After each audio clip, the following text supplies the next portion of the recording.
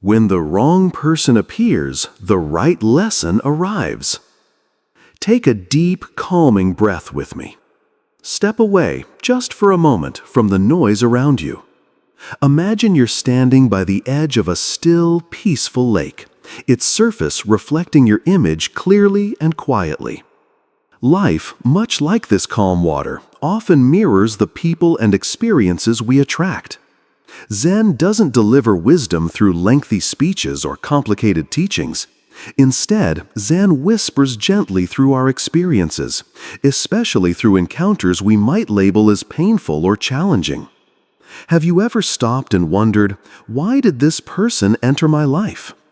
Perhaps someone appeared charming, magnetic, or captivating.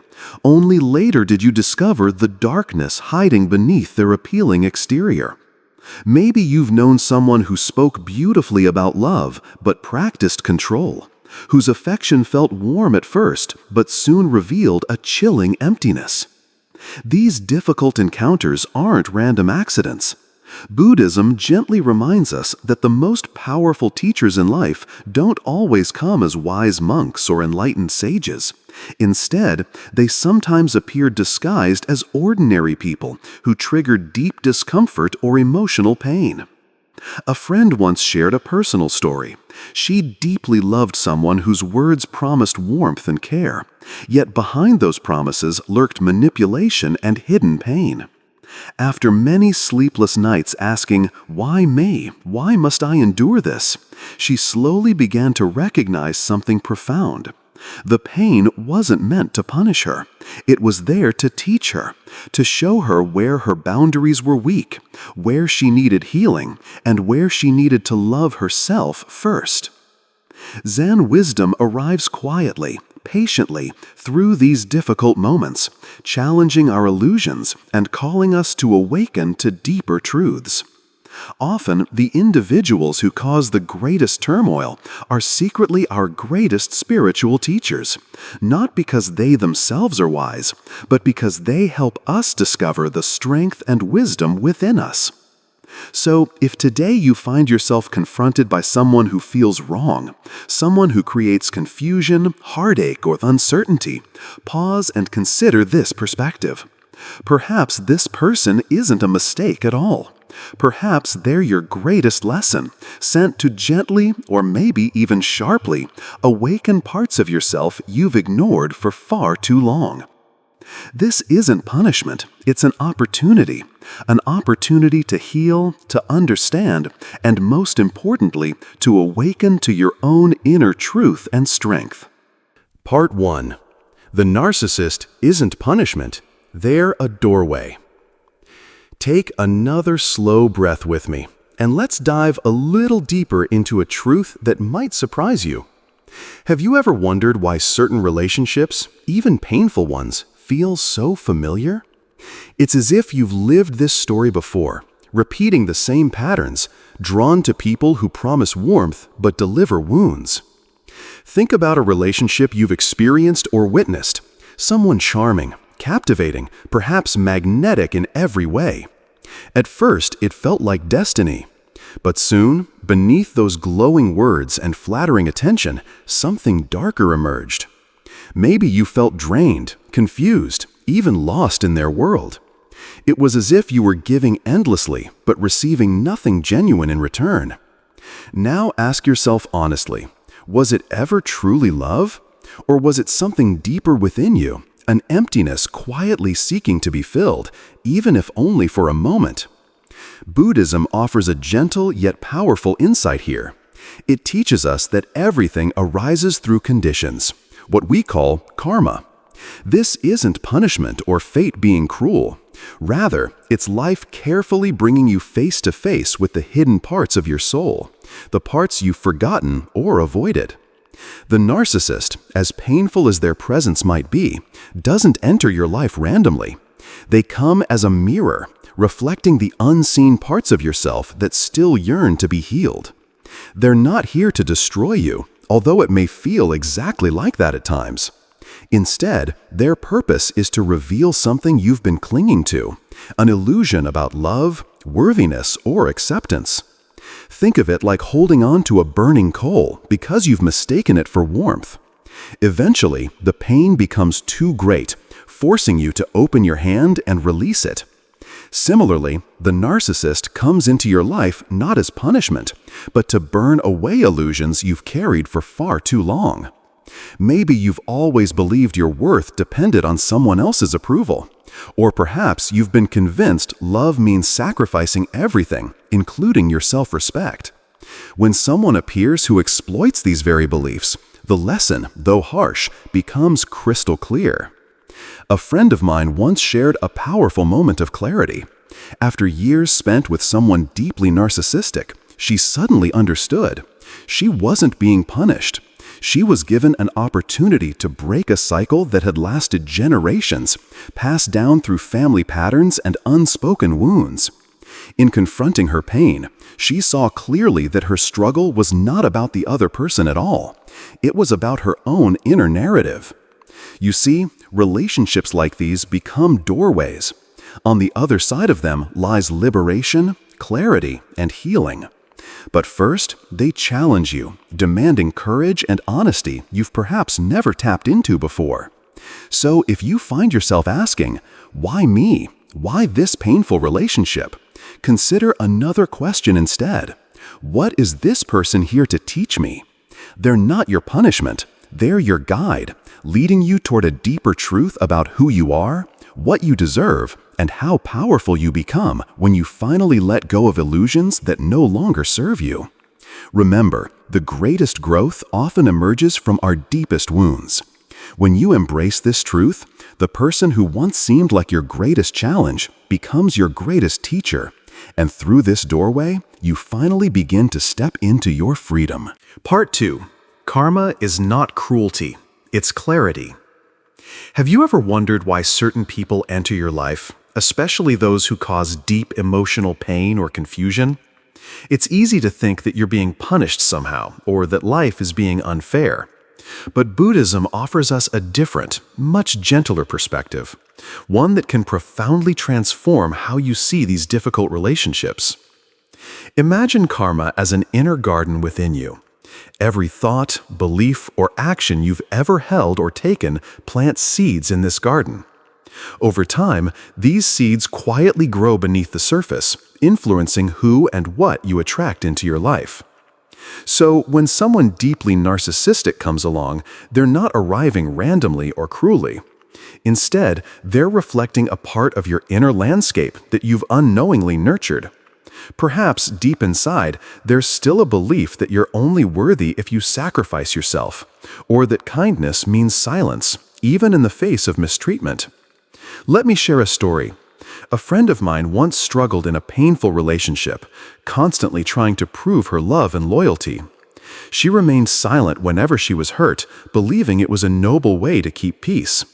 Yet her silence was misunderstood as acceptance, her kindness was exploited, and her compassion was manipulated into control. Why was she attracting this situation? Because somewhere deep within her was a belief she hadn't fully confronted, that her worth depended on pleasing others, that love required sacrificing her boundaries. Here's where karma isn't cruelty, it's actually clarity. This difficult person wasn't sent to punish her. They were sent to illuminate exactly what needed healing inside her heart. Without this person, she may never have seen how crucial it was to set clear boundaries, to speak her truth, and to combine compassion with wisdom. Have you ever experienced something similar?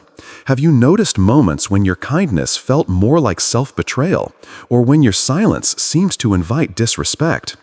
These aren't punishments. They're powerful signals from your own karma, gently urging you to look inward. Instead of blaming others or feeling victimized, pause for a moment and ask yourself, what seeds within me attracted this person or situation? What outdated beliefs am I still holding on to? When you start reflecting like this, the painful relationship turns from a burden into a profound lesson. The narcissist in your life isn't your punishment. They're your teacher, helping you clearly see what must change within yourself. They teach you to understand the real meaning of kindness, that it includes setting boundaries, They help you see that silence can sometimes mean complicity, and compassion without wisdom can lead to exploitation. So karma is never cruel. Karma is clarity. It shows you exactly what needs healing, nurturing, and transforming.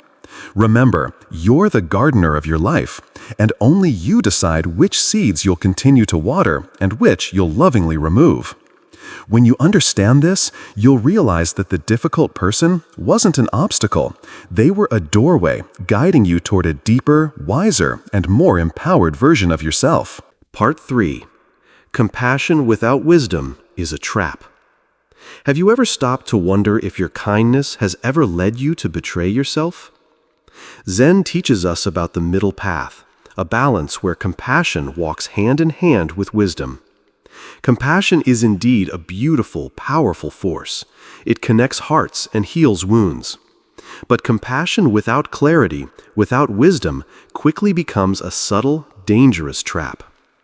Think about a time when you forgave someone repeatedly, hoping they would finally change, believing your persistent kindness would soften their heart.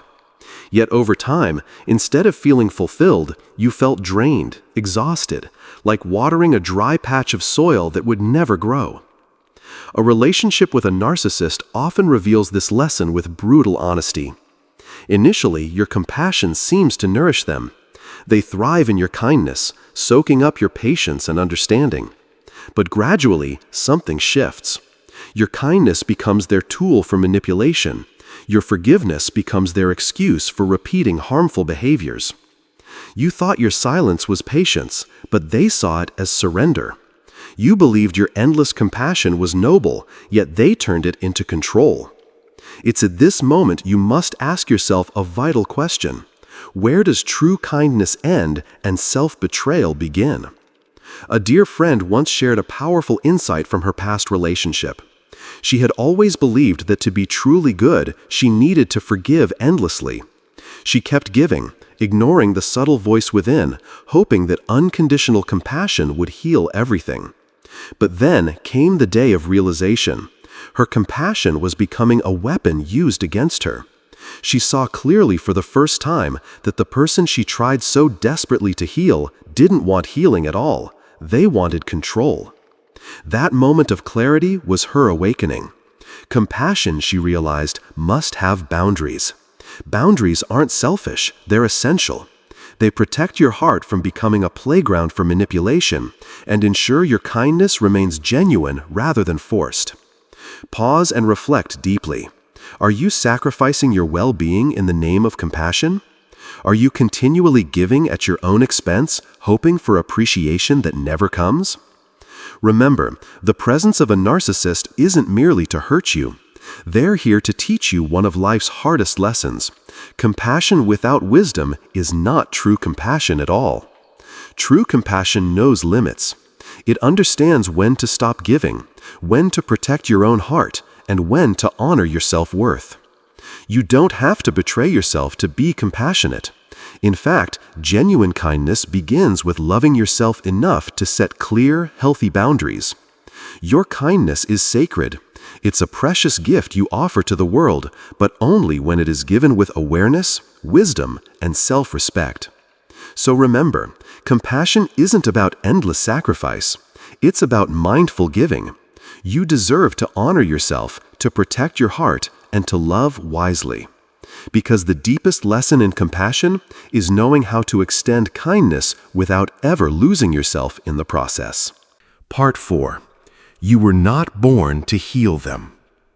Take a slow, deep breath with me. Let's pause here together for a moment because there's something important I need you to hear. Something many of us might know deep down, yet find incredibly difficult to fully accept. Have you ever believed that if you just loved someone enough, if you stayed patient and compassionate for long enough, eventually they would change? Many of us hold on to the idea that love alone is powerful enough to heal all wounds. But the truth is, even the strongest love cannot do the inner work that another person must do for themselves. I have a close friend who experienced exactly this kind of relationship. She loved deeply, patiently, and sincerely, She believed wholeheartedly that if she poured enough love into the relationship, she could heal the darkness within her partner. Yet, as time went by, she grew exhausted and disillusioned. Not only did he refuse to change, but he also began to resent her efforts, accusing her of forcing him to become someone he wasn't ready to be. It was in that painful moment she finally understood a profound truth. She wasn't born to heal him. Zen teachings offer a beautiful way of understanding this.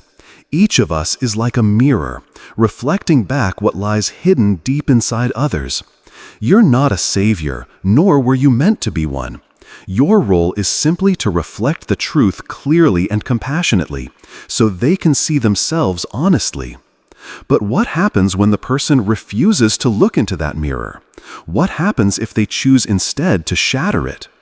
That's when you need to understand that your responsibility ends there. Many of us remain standing there, desperately holding on to the broken pieces, hoping they'll eventually see their reflection clearly. But here's the truth.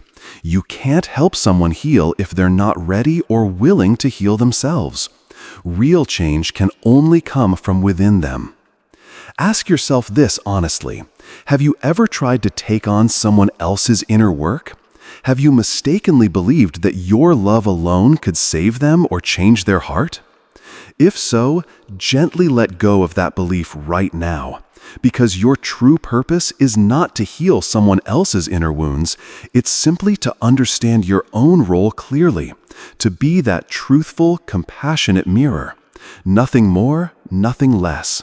You deserve peace, and you deserve to let go of a burden that was never yours to carry. When someone shatters the mirror, it's not because you weren't loving enough or worthy enough. It's because they weren't yet ready to face themselves. It's not your failure, it's simply their journey. So release that burden now. Give them the space and freedom to choose their own path. Because what you truly need to realize is your own boundary and strength. You weren't born to heal another person's world. You were born to heal your own. Part 5. The narcissist is the final exam before liberation. Let's slow down for a moment. Gently come back to yourself. You've come this far in the journey, and now we arrive at one of the deepest truths of all. If you've ever been entangled with a narcissist, it wasn't simply because of who they are, but because of something much more intimate, something inside of you. You weren't drawn to them because of their charm or charisma, not really. You were drawn in because they mirrored your deepest, most hidden fear. The fear of being abandoned, of being unseen, of not being chosen. That fear is quiet. It doesn't scream. It whispers. It whispers when you tolerate behavior that hurts you because you're afraid of losing the relationship. It whispers when you apologize, even when you haven't done anything wrong. It whispers when you stay, hoping, waiting, believing that love will finally be enough to make them change. But here's the truth. Liberation does not come from changing the other person. It doesn't arrive when they finally see your worth or give you the apology you've been waiting for. Liberation begins when your own inner landscape transforms, when you no longer need their recognition to feel valuable, when your identity no longer depends on whether or not you're loved by someone incapable of loving you in return. Think of it like this. The narcissist was not your soulmate. They were your soul mirror. They didn't come to complete you. They came to reveal what was still unfinished within you. One woman I spoke to described it perfectly. She said, "He didn't break me. He showed me where I was already cracked." And that awareness, that was her turning point. Because you see, the narcissist is like the final exam in your emotional curriculum. They test everything: your boundaries, your self-worth, your clarity, your courage. And passing that test doesn't mean defeating them. It means no longer needing their validation to feel whole. It means choosing yourself even if they never do. In Buddhism, suffering ends not when life becomes easier, but when the mind becomes clearer. When you stop asking, "Why don't they love me the way I love them?" and start asking, "Why did I need them to?" This is where your real power awakens. The moment you stop handing your peace over to someone else's behavior, The moment you realize you were never chained, you were simply afraid to walk away, that's when the door of liberation swings open. So if you're watching this and you're still in that storm, still wondering if it's you, if you're the problem, pause, breathe, look deeper. Because the truth is, you weren't chosen by them, but you have the power to choose yourself now. You're not here to be understood by someone who refuses to see you. You're here to understand yourself, to rise from the illusion and to reclaim the parts of you that once settled for crumbs, thinking it was love. The narcissist didn't come to save you. They came to awaken you. Part 6. Silence is the beginning of freedom. Take a gentle breath with me. Let's talk about silence. Not the kind that feels empty or forced, but the kind that arrives like a sunrise after a long night. There comes a moment in every difficult journey, especially after a relationship with a narcissist, when words no longer work. You've explained, you've justified, you've cried, begged, reasoned, but nothing changes. Nothing touches them. And then something inside you shifts. You stop talking. But not out of exhaustion, out of awakening. This is a powerful moment, one that doesn't always come with fireworks or grand declarations.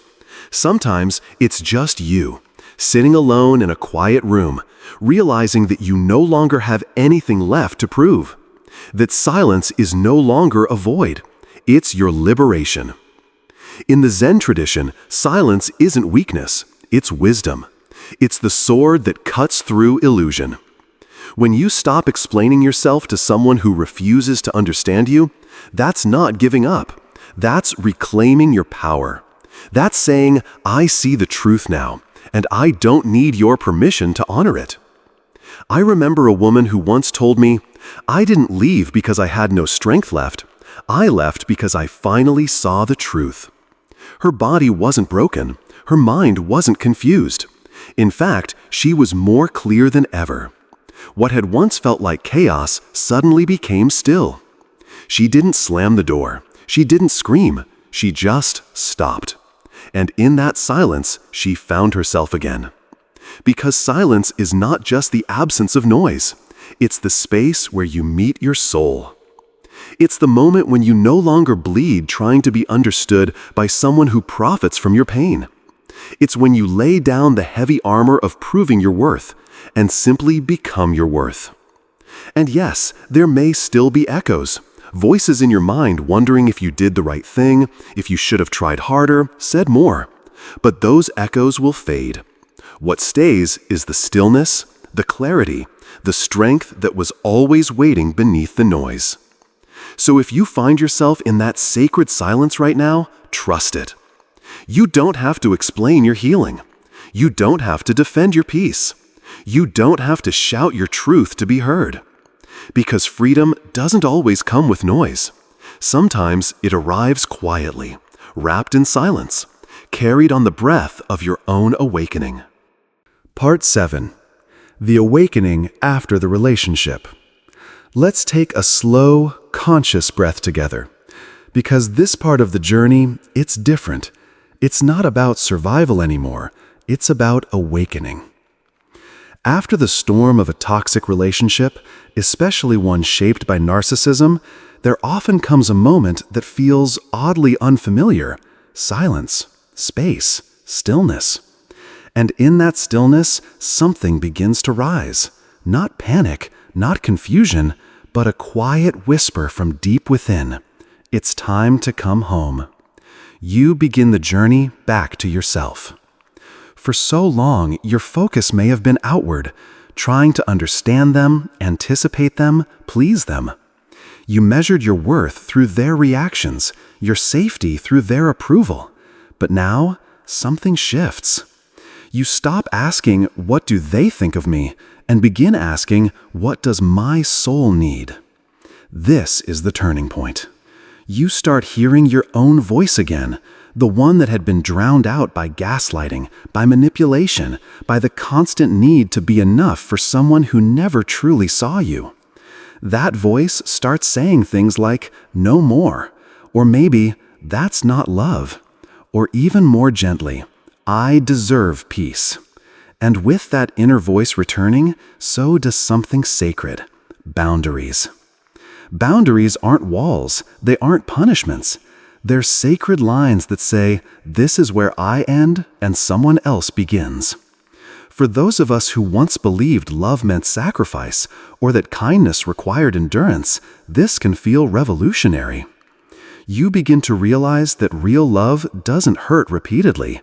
Real love doesn't demand silence or self-abandonment. And most importantly, real love includes love for yourself. It's not an easy path. The old patterns may still call your name, urging you to justify, to explain, to reach out one more time. But now, something inside you says, that's not my path anymore. One woman I spoke with described it beautifully. She said, after leaving him, I didn't just get my peace back, I got my reflection back. She saw herself clearly again, not through the lens of his criticism, but through the clarity of her own compassion. This is the quiet miracle of awakening. You don't just leave the relationship, you begin to leave the version of yourself that accepted pain as love. You begin to reclaim the version of you that remembers joy, stillness, and inner truth. So if you're here now, standing at the edge of this new beginning, take heart. The relationship may have shaken you, but it also woke you up. And now, your soul is leading you home. Part 8. You weren't weak, you were deep. Let's take another moment to pause.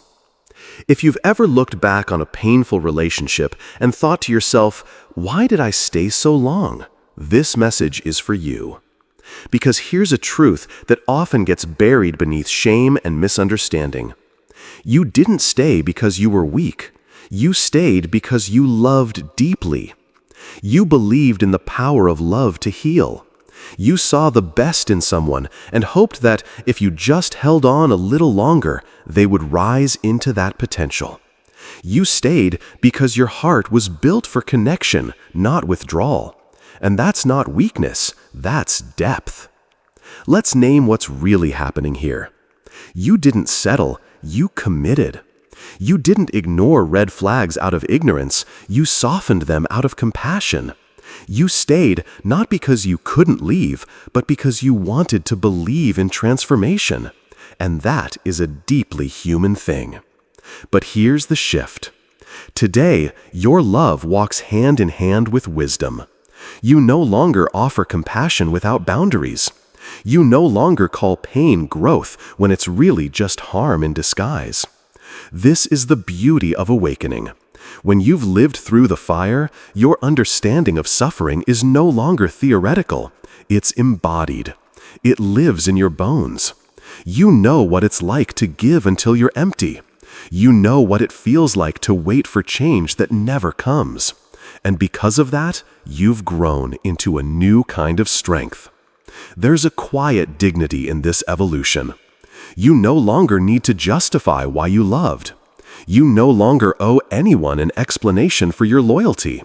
You simply know now, love without truth is not love, and hope without self-respect is not faith, it's self-abandonment. I once spoke with a man who said, I used to think staying made me foolish. Now I see it made me human. And that shift in perspective changed everything for him. It allowed him to release the shame and instead honor the depth of his heart. He learned to stop blaming himself for giving too much and started learning how to give wisely. So if you're still holding on to regret, wondering why you gave so much to someone who couldn't meet you where you were, let me gently remind you. You weren't naive. You were brave. You believed in healing. And now you believe in healing yourself. This is not the end of your softness, it's the beginning of your clarity. And with that clarity, your love will only become stronger, more rooted, more whole, more true. Part 9. Suffering is the gateway to awakening. Let's take one more breath together. Because this part of the journey is where everything begins to make sense, not through logic, but through lived truth. If you've ever asked yourself why you had to go through so much pain, why it had to be that person, why the darkness felt so long, this message is for you. Buddhism offers us a simple yet profound teaching. The lotus only blooms in the mud, not in crystal water, not in polished glass, but in murky, messy, fertile soil, where the roots can dig deep and the transformation can begin. And maybe now you can see it more clearly. The narcissist was the mud. Your awakening is the lotus. Pain is not the enemy. It's the alchemy. It's the thing that softens the ego and sharpens the soul. Without the confusion, the heartbreak, the betrayal, you wouldn't have paused. You wouldn't have questioned the stories you were telling yourself. You wouldn't have looked deeper into your own patterns, your own power. That person, yes, the one who broke your heart, didn't dim your light. They simply made you aware of where you had handed them the switch. And now you've taken it back. This is where your power begins, not in denying the suffering, but in honoring what it has taught you. Because only when you sit in the mud do you understand the value of the bloom. Only when you've been gaslit do you understand the beauty of clarity. Only when your compassion has been exploited do you understand the sacredness of boundaries. It's no longer about blaming them. It's about reclaiming you. You see, suffering is not punishment, it's passage. A passage into awareness, a doorway into truth. And in that truth, you become untouchable, not hardened, but awakened, not closed off, but anchored, not bitter, but wise. I once heard someone say, your pain introduces you to parts of yourself that joy alone could never reach. And isn't that true? The narcissist didn't come to destroy you. They came to reveal the strength you didn't know you had. They were the darkness, and you were the light waiting to remember itself. So if you're still rising, still blooming, still messy in the mud, know this. You are not behind. You are not broken. You are becoming. And no one can dim your light unless you give them the switch. And now, you hold it. Part 10. The power of letting go without hatred. Take a moment with me. Just a pause, a breath. Because what we're about to talk about is one of the hardest things for the heart to do, and also one of the most liberating. Letting go without hate. It's tempting, isn't it? When someone has hurt you deeply, especially someone you trusted, to hold on to anger like it's armor. To believe that if you stay mad enough, bitter enough, cold enough, you'll somehow win, you'll protect yourself, you'll prove something.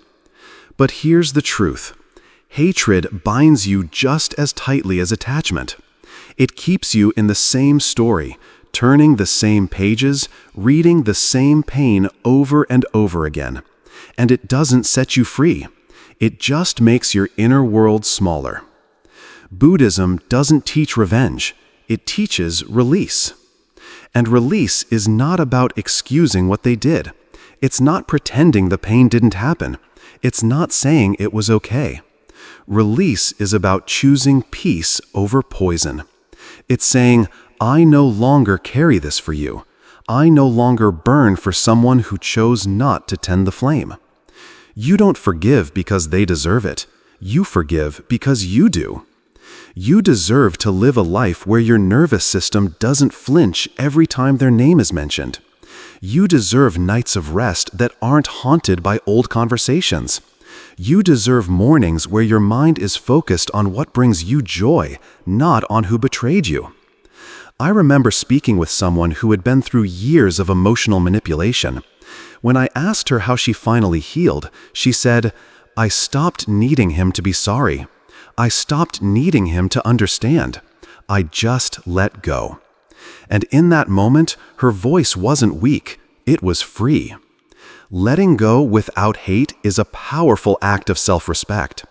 It means you've outgrown the drama. You've risen above the wound. You've stopped trying to make your peace dependent on someone else's regret. Think of it this way.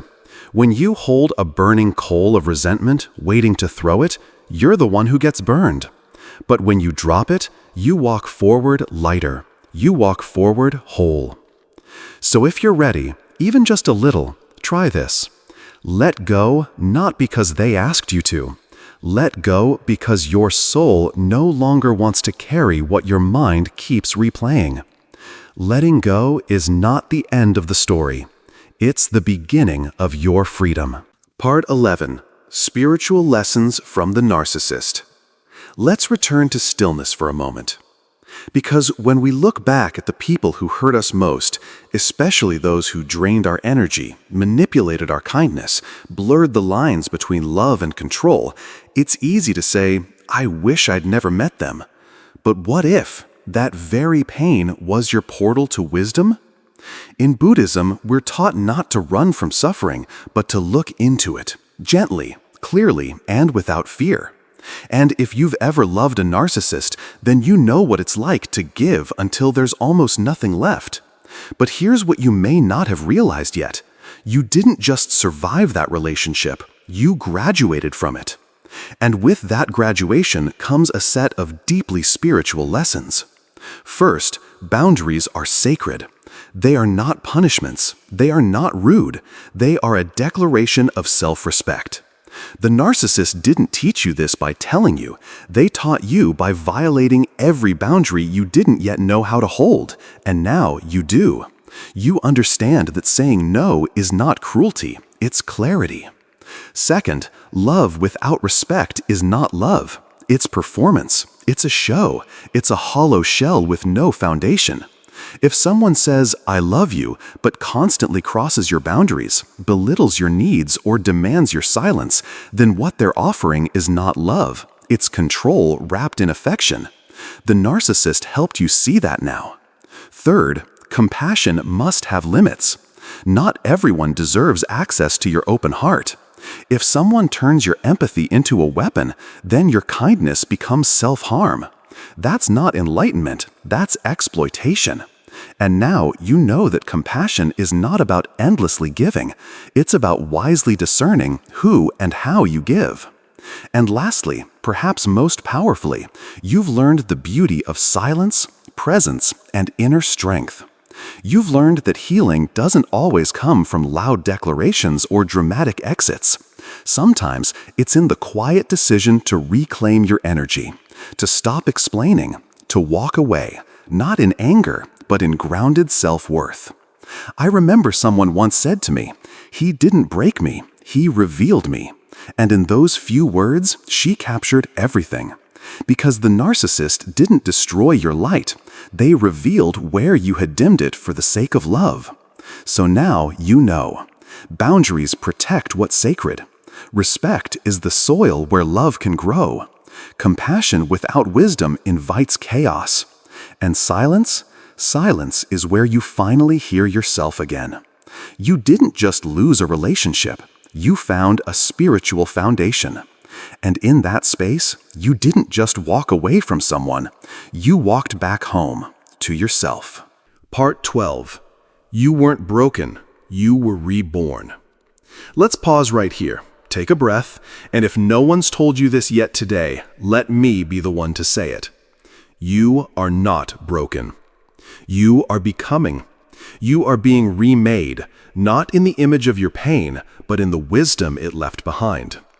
See, what happened to you wasn't a breakdown, it was a clearing, a sacred reset. And I know, it didn't feel that way at first. At first, it probably felt like everything you trusted had collapsed, like your heart had cracked open and spilled in places you didn't know existed. But now, you can see the truth more clearly, can't you? That wasn't destruction, it was revelation. You thought you needed closure from them, that if they just gave you one more conversation, one more apology, one honest goodbye, you'd be able to let go. But the deeper truth is, you never needed their ending, because you became the ending. You became the moment the cycle stopped. You became the one who said, no more. They were the architect of illusion, a master of charm and confusion. But in their effort to control the story, they accidentally revealed something real. You. The part of you that had been buried beneath pleasing, apologizing, overgiving. The part that was ready to rise. I once heard someone say, "You don't wake up when life is easy. You wake up when it cracks." And I believe that, because sometimes it takes the earthquake to make you realize you've been living in a house that was never safe to begin with. You are not damaged. You are refined. You don't need to be fixed. You've been found. By yourself, for yourself. All those moments you thought you were falling apart, they were actually the moments when your old self was shedding. The layers of expectation, the masks of performance, the stories that said you were only lovable if you earned it, gone. Now, what remains is truth, stillness, wholeness.